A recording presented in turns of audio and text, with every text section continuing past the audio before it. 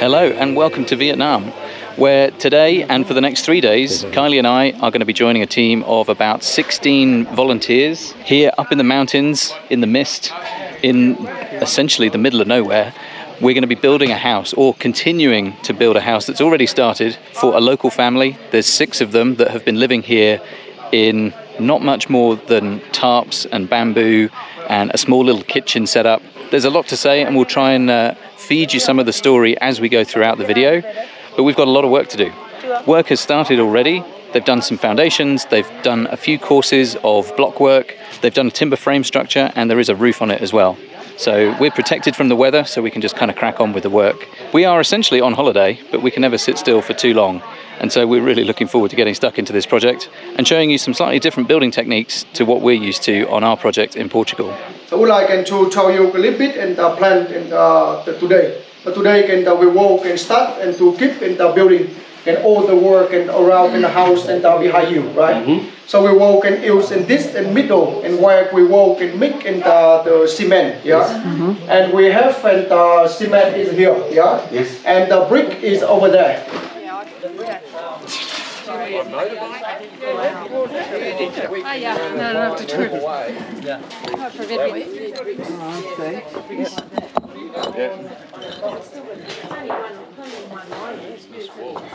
Yeah, do you want to watch it too, Denise? Yeah, we're going to do it. After our local guide, Tuan, gave us a brief overview of what needed to be done, we all got to work. Other than myself and Kylie, the rest of this volunteer team is from Tasmania, travelling with a social enterprise called E3 Global Adventures.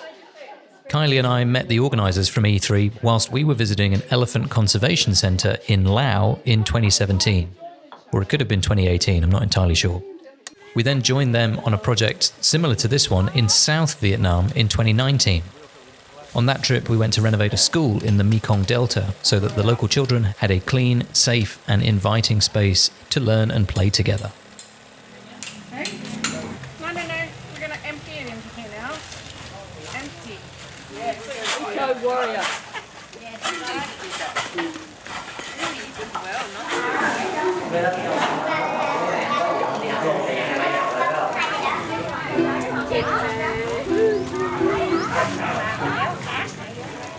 I'll explain a little bit more about how this house building project came to be a little bit later on.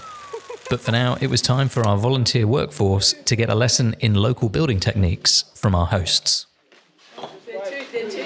Excuse me, would like to tell you a little bit and how we build. Yeah. The second like an organize like this, but the next life you don't need. You don't put in the brick. You go straight like this.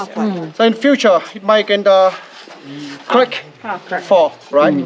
So when you can do like this, you can put the brick at the middle of the gap and like this. Yeah. So how you do for the next one? The next one and like this. You can start and to put it. Yeah. Or can the way like this up. Yeah. So it would be better to get in the strong work. Yeah, we do. The example when you can build like this, but you make in half, not enough of space for full brick and like this, you make a brick for half to start in the fork in the beginning, right? And you also can try and to let the brick in the middle of the gap and like this one, yeah. But when we will not put it in the very, very close like this, because it doesn't get much of a cement, it also easy to fall in the future. Not too big. When you get big like this, when the cement is going to dry, it will can go into crack, yeah, and will can get and crack. By get to the bottom, also easily can to fall. You try to keep and the hole about this, yeah, yeah. Okay, thank you. Put some cement. And a fair bit on the end.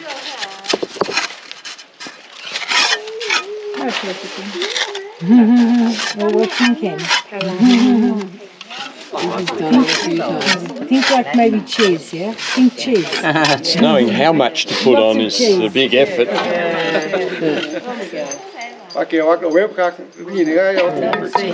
right place.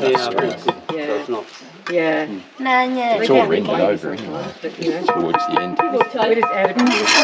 It's quite neat, this. Yeah. Of course, we will set up the string line along here, one by one.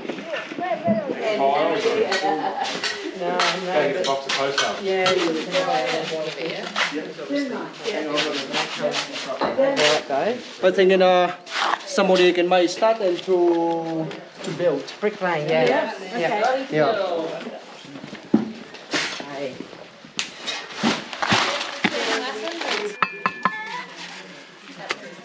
It's probably worth mentioning that all these volunteers, including Kylie and I, have no professional bricklaying or building experience. We're just normal people who are willing and able to get involved with a project like this. This house build is for an ethnic minority family living in absolute poverty up here in the mountains in a very remote part of the country. And this project will no doubt make a huge difference to their lives. The whole thing is funded by donations, most coming from those taking part in the house build itself. And we feel very privileged to be able to take part and have an amazing experience, whilst also giving some of our time and money to help someone in need. It's almost finished and then I can let it set. We're also not alone on this build. In addition to our local guides and translators who gave everyone an intro to bricklaying, there were also a number of local Vietnamese working alongside us, also lending a hand but showing us how they do things. It was a great experience to work alongside these incredibly friendly people, even though we had no common language between us, but even so we were able to learn from each other whilst cracking on with the project. It was particularly interesting to see how they work with such minimal tools to get the job done, and it seems a meat cleaver is far more versatile than I first thought. Đít này hơi giật vào tí. Nó hơi tròn ra. Mạch nó hơi nhẹ. Oh, you put it in the middle, not at it. Alright. Rồi em xẻ luôn vào cái kẽ rồi.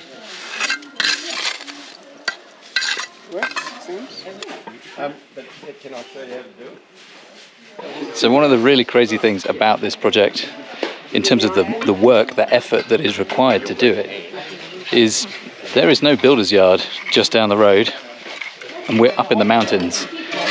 It was a 3-kilometer hike from where we're staying in a local person's house to get to the site, and all of the materials have been brought to site on the back of mopeds. So they build like a wooden platform on the passenger seat on the back of the scooter, and they put as many bricks as they think they can manage on there, strap them down, and then drive them up the really steep roads to bring it up here load by load.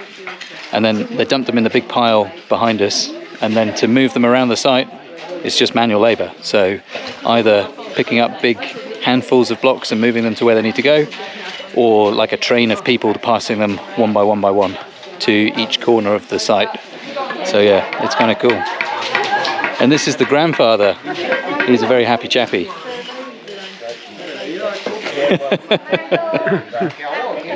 You're on TV. Yeah, right? Very good. Love it. Down the side.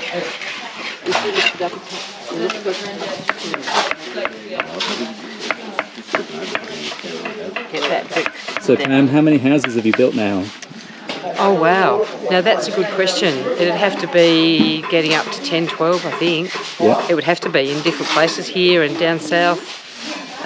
Yeah, and we've built classrooms in Laos and We renovated the school in renovated the a school, yeah. We've helped with building fences in Burma and around monasteries for safety, so heaps.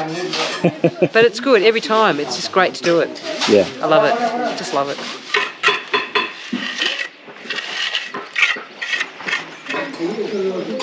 Happy? Yeah, Good holiday? excellent holiday. Something different. And by our standards, this is an excellent house for someone who was living in a bamboo hut. Yeah.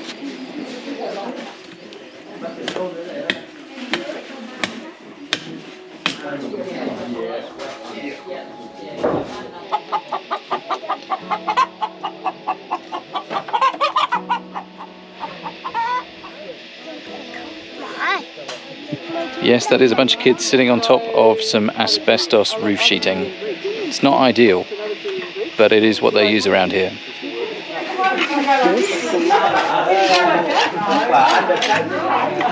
I could be a bricklayer. You are a bricklayer. I think I need to perfect some of my skill, but you know, give me a couple of days. Pretty quickly, we all got into a good rhythm, and soon the walls were going up all around the site, and the house was starting to take shape.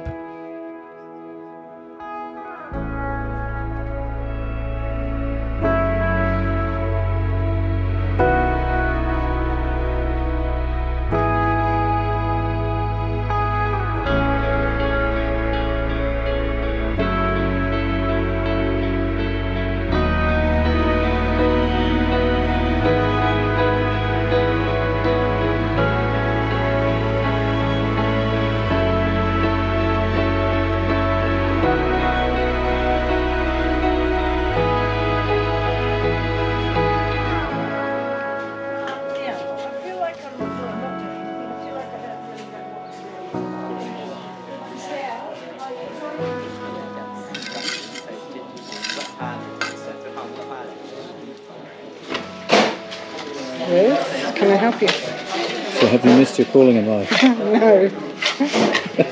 This is not one of my superpowers.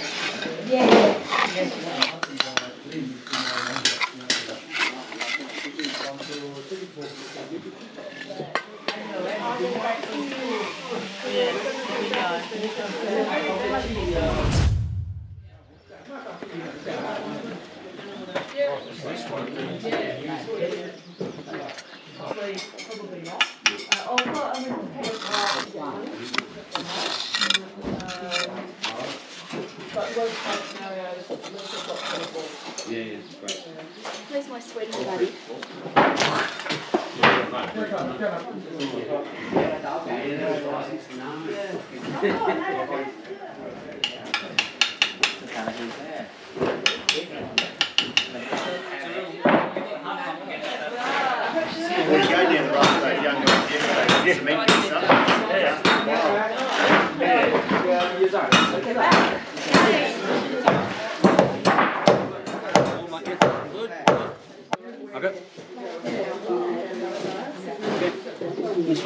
That's good.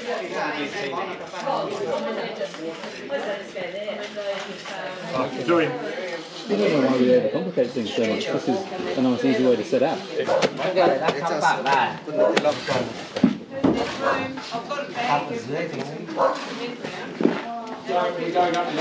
Work is well underway on day 2, and I'm taking a bit of a breather, and I thought it would be good to have a chat with some of the organisers of this whole experience, just to share a little bit of what it is, what it's all about, why we're doing it with you lovely people at home.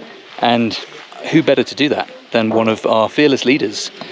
So let me introduce you to Nick, and she can tell us a little bit about what we're doing here. So at the moment we're working on a house building project in far north Vietnam, representing our organisation, which is E3 Global Adventures. The 3 E's stand for Educate, Experience and Empower, and I guess they're our values with our travel business. We want to educate our travellers on the world and seeing different parts of the world.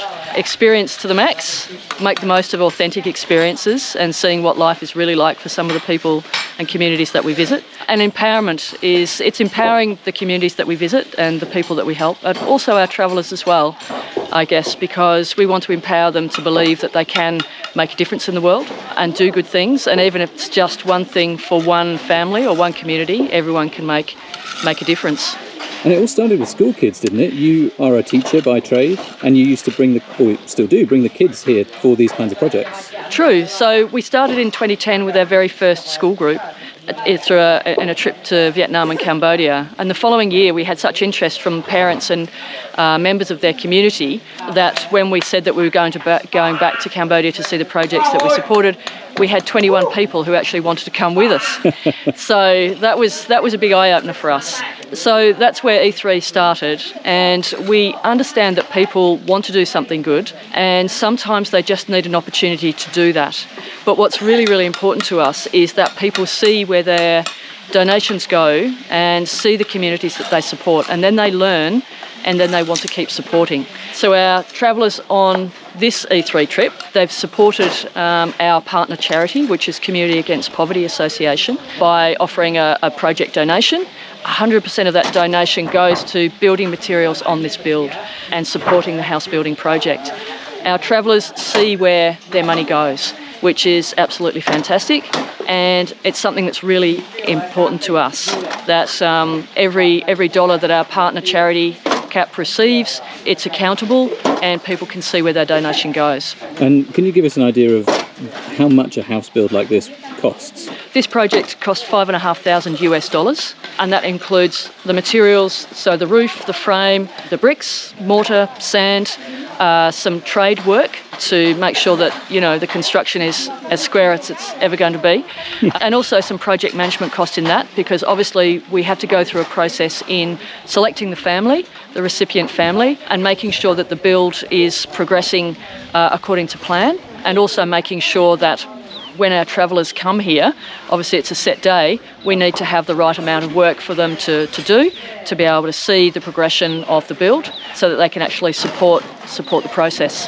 Can you talk a little bit about how the recipient family is chosen? Because it's not random and it's not just whoever's got the biggest voice. It's done by the local community, isn't it? That's correct. So what's really, really important with our projects is the community consultation. So we only ever do what they want. You know, they come to us with the need and we try and support that. So in terms of the recipient family, it's a selection process. We have village leaders in the different villages that we work. They come together with our project leader, who is a local Vietnamese man. They talk about the different possible families, recipient families, and things like level of education of the family, their ethnic minority group, health issues within the family, how much land they own, their capacity to earn income, and also how much they actually give back to their own community as a family. So all those things are taken into consideration, and together the village and our charity partners work out the best option in terms of a recipient family. It's quite complex to organise one of these house builds, so getting materials to a building site is part of the issue as well. So we have to make sure that if we're bringing groups here, the house builds have to be accessible. So some of the houses are just so far in the hills that we just simply cannot get our groups there. So that's another consideration as well. So the site of this house build, if I'm right in saying it's where they originally lived, we're essentially building a house around their existing home. Yeah, that's true. So this is their land and the space that they have to build, and the new house is going up on the space that the old house occupied. Their old house, don't know if you can pan across, there was some bamboo posts and some timber work. So they had a leaky asbestos roof, a basic frame, and basically bamboo walls. It gets very, very cold up here, freezing cold. You know, a howling gale through the bamboo walls, big gaps, tarpaulins on one side of the house. So it's leaky, cold, and insecure as well. And you're talking about a family with young children. So, you know, the whole security of the family is an issue as well. So this is just going to be a life changer for these guys. Edit that bit.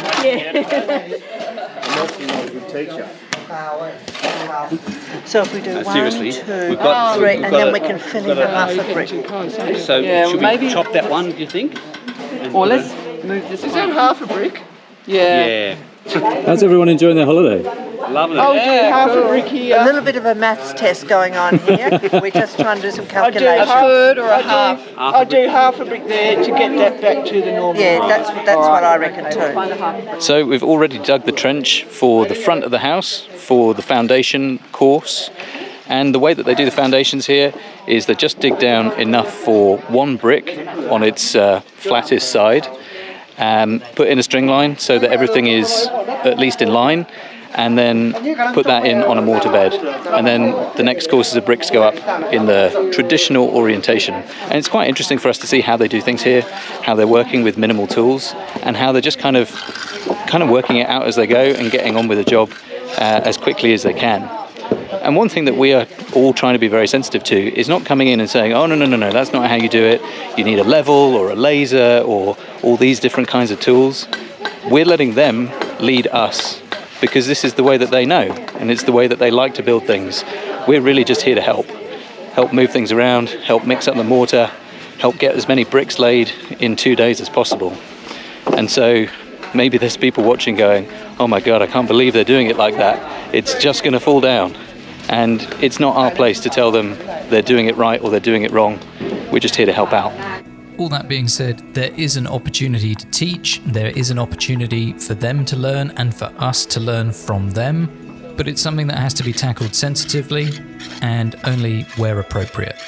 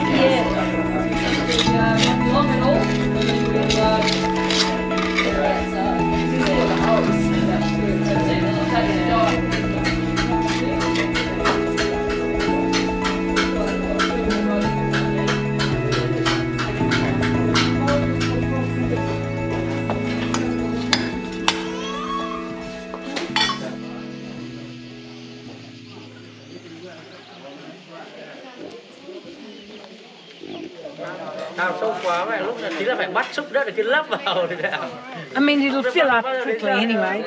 I mean, it's only really a temporary just run off for the roof, isn't it? It won't be a window there because they wouldn't use glass, would they? No. Over the bank. So we're standing outside the front of the house. In the middle bay there'll be probably some double doors made of wood, and then they've got walls either side. And originally they were going to be just 5 courses of bricks high, but apparently the weather comes from this side, so they wanted to go a little bit higher. And something that you might have noticed as we've been doing this build is there's no windows. And we asked the same question when we were here doing all this stuff. Where do we need to put the windows? Do we need lintels? All those kinds of things. And apparently one of the customs of the Red Zao people is they don't want windows. They want to at least minimize the number of windows to keep the bad spirits away, or keep them out at least.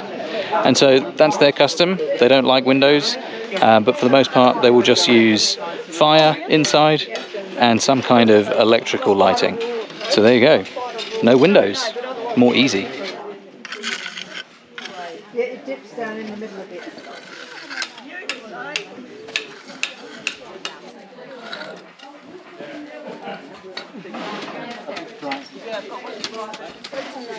Here. Oh, look. Mother, son, daughter.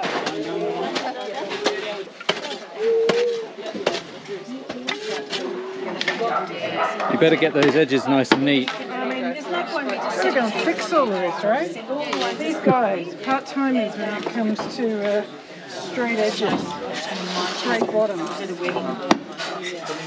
I mean, this is what the French drain was preparation for, really. Just saying. You know, come and doing someone else's drain. Maybe now that people see that this is what we do for holiday, they'll understand why we do the work that we do. It's fun. I mean, this clay is not as hard as clay in our house, but...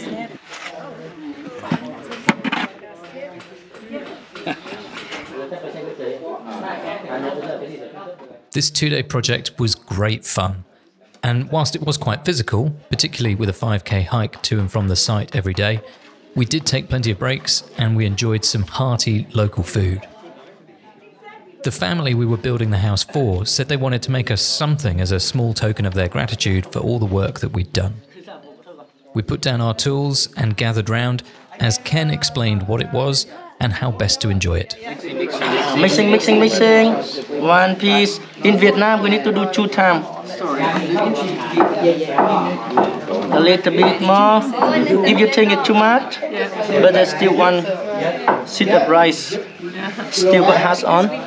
Peanut, like this, all like this. And then hand. Who first? Thank you very much. Yeah, so Eating with the fingers, yeah? Sticky rice with crunchy salted peanuts, all wrapped up in a banana leaf. Nice and salty, crunchy, like rice. Good descriptive word. I think the peanut has to go with the rice to give the salt. It's better. Has to go together. Very sticky. Is it sweet at all?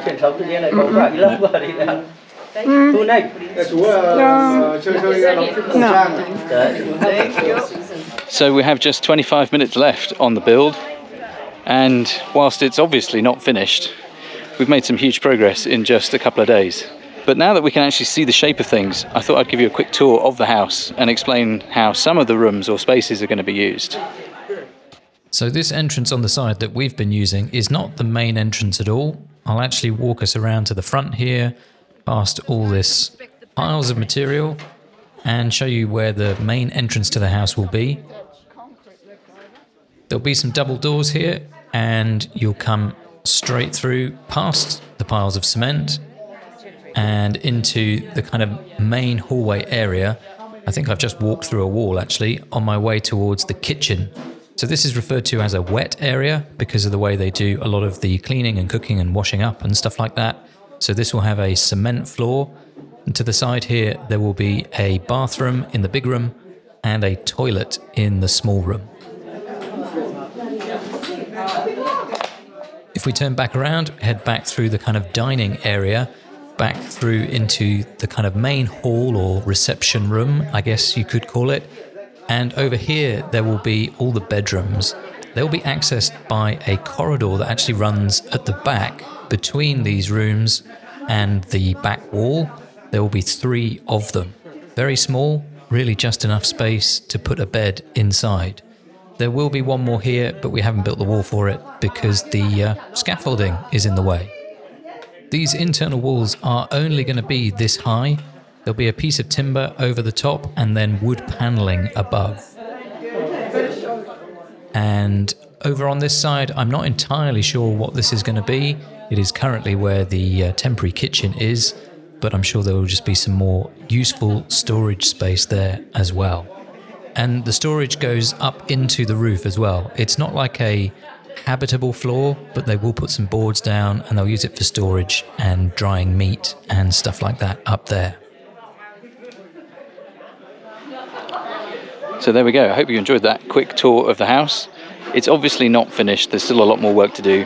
All of the block work is going to be rendered, which will definitely straighten things up a little bit and strengthen the walls as well. They're probably going to do something with the drainage trench as well. In previous houses that these guys have built, the locals have stuck around and ended up putting in like a concrete gully just to direct the water away from the house as smoothly as possible. And so hopefully it's been interesting to see how this whole thing has progressed. But I think something that will really show the difference that a project like this can make to a family is if we go and check out one of the projects they worked on last year. I've not seen it yet, but I have seen a couple of photos, and it is pretty impressive how you can turn essentially a patch of land with some bamboo and some tarpaulin into a shell of a house like this, and then ultimately have it finished. It's quite remarkable. So let's go check it out.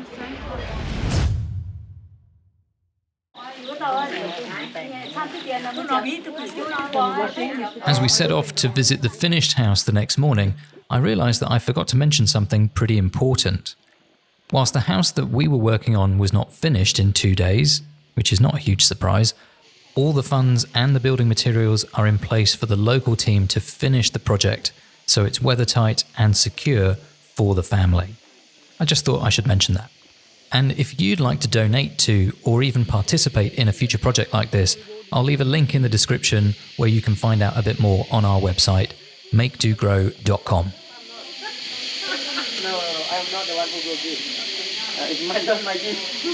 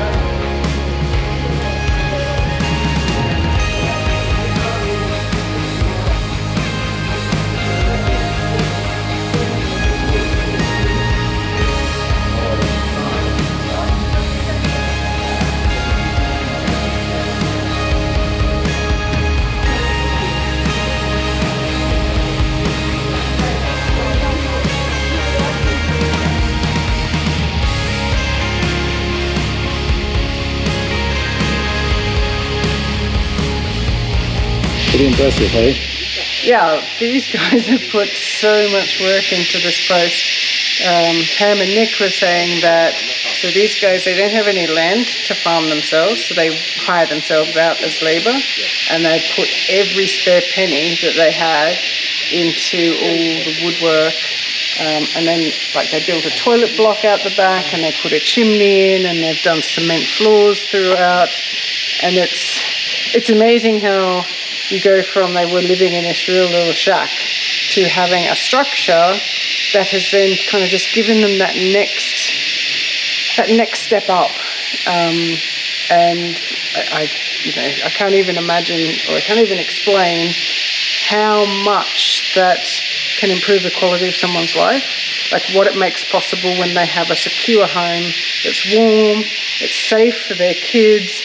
They now can pass it on through many generations and know that, you know, their kids are going to be safe and have somewhere to live. It's truly magical, and it's really nice to see how what we were doing, which was definitely not finished, can turn, very construction, right? yeah, like real building site, can turn into this in 12 months. It's fascinating. Also, with something interesting we learned, all of this detailing is done on a CNC machine, not in the local village, obviously. But yeah, technology around here exists, and it wouldn't have been cheap to get this done. All the other bits, all the paneling and the trim and stuff was done locally, but they've got lots of this design work on the ceilings and on the walls. But just beautiful. And then the other thing, on all of the doors, on all the woodwork, they've added this varnish, which will mean that the wood will last a lot longer. And it's so impressive. So impressive. Yeah, it's really cool to see where this beginning of our project could potentially end up in as little as a year. It's really amazing the difference it's made in their lives, and hopefully the E3 team will continue to work in this area and others to bring the same to other people as well. And so I thought it was a really nice way to end this video and show you kind of where this whole thing goes, because obviously we weren't able to get it this far in just a couple of days. But whilst we're at the end of this project and the end of this video, our travels through Vietnam will continue. So if you haven't checked out the other video where we've shown you all of the things that we've done throughout the country, definitely do go and check that out. And we will see you in the next one. Bye for now. Bye-bye.